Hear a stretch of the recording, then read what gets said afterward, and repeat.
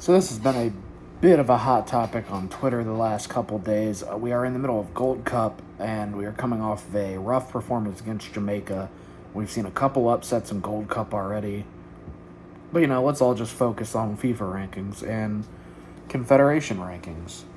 Now, I will credit Tactical Manager for giving me the idea and sparking this entire debate because he upset a lot of the MLS, like USMNT is the greatest team ever type homers that we have.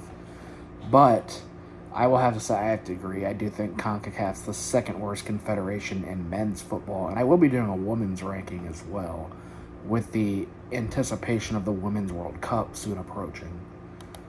So, obviously, sixth place, obvious, Oceania. I mean, your highest ranked team is New Zealand at 100. Not a single team in that confederation of a lot of small islands crack the top 100. But I will have to agree, and I will put CONCACAF fifth. And I'm not saying CONCACAF, in terms of like the United States, Mexico, Canada, maybe Jamaica, we're very top heavy. We are a very top heavy confederation. We have two top 20 teams right now, a top 40 in Costa Rica. Canada cracked the top 50. Panama, Jamaica's up there. Top to bottom, I favor the Asian Football Confederation and the African Football Federation as well. It's just, I believe, like I said, top to bottom, I believe they are a stronger federation in terms of, what their teams are capable of at the very bottom compared to the very top. Because, like, Japan would wipe the floor with some of these small island nations that we've struggled to beat 1-0 or 2-0 in the past under Greg Berhalter. So fourth, I have Asia, as previously mentioned. Japan's good, Iran's decent. We did beat Iran at the World Cup, huge win, but we got demolished by Japan in our warm-up game. There's potential we could see Qatar for a second consecutive Gold Cup. We struggled against Saudi Arabia in a friendly. Third, I got Africa. Morocco had that miraculous semifinal run to the World Cup. Senegal's top 20. Tunisia's top 30, Algeria's top 40, Egypt top 40, Nigeria top 40. Very strong confederation. African Cup of Nations is one of my points I use to defend this on Twitter. They've had, I believe, 7 different winners since 2010. The CONCACAF Gold Cup, 2. We've had 2 different winners, United States or Mexico. Top to bottom, we are a very top-heavy region, and we are not as strong as some of these other regions around the world. Second place, South America. You can argue that maybe South America could deserve to be first, but after the Brazil and Argentina top 3, you kind of have a fall off where you have 2 other teams at the top 20, Uruguay, Colombia. Peru's just outside the top 20, Chile's outside the top 30, and then you move to even further down the list, Ecuador right outside the top 40, Paraguay top 50, Venezuela 55, then you have Bolivia, the outlier, all the way in the 80s. Where if you go back to Africa in third, your lowest ranked team is one of those smaller. You have teams in the hundreds. You have such a big region in Africa, but their top heaviness in a way outside of that, like Cameroon team that just puts them inside the top 50.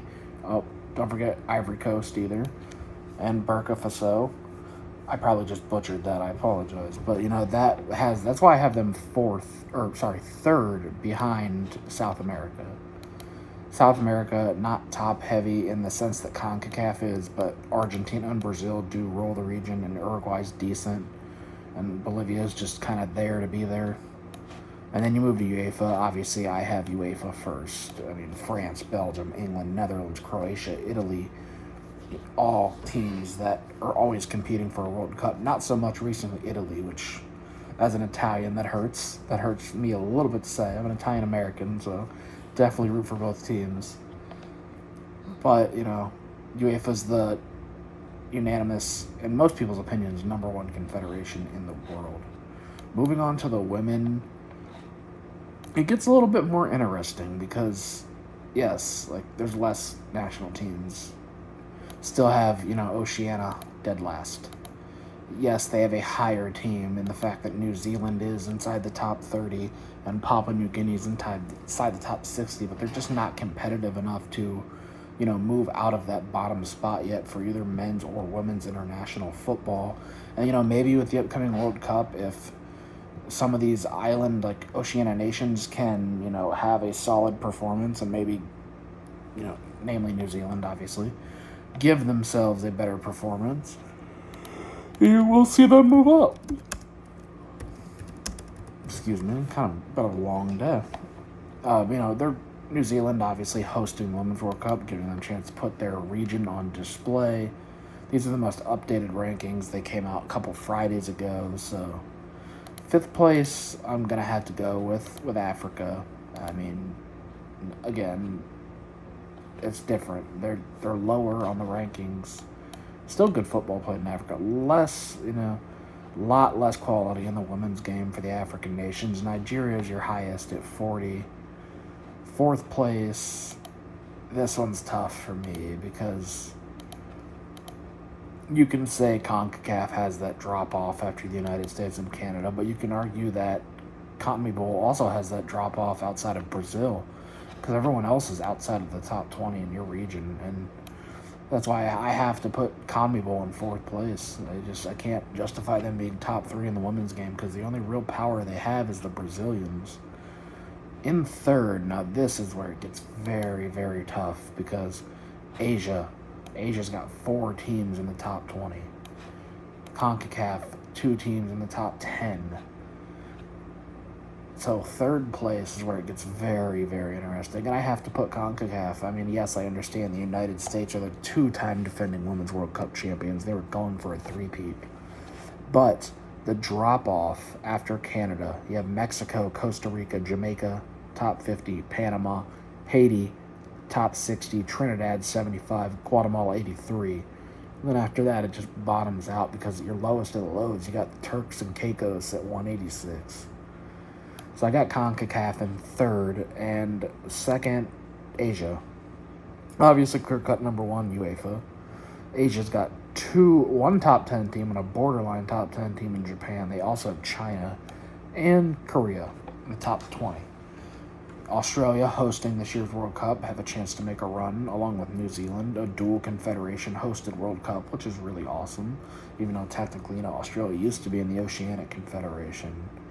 And then, number 1, without a doubt, UEFA. You have 6 teams in the top 10. You are 60% of the top 10. You might not occupy that, number 1 spot, but you have 80% of the top 5, Germany, Sweden, England, France, Spain, the Netherlands, Norway just outside the top 10, Denmark, Iceland, Italy, Austria, Belgium, Switzerland, all top 20. And it's just a who's list of UEFA football when it comes to the women's game. Russia, even though they are not competing at the moment because of the ongoing issues, top 25 even. So it's hard to justify them not being, where they are at. They are a solid confederation throughout both facets of the men's and women's game.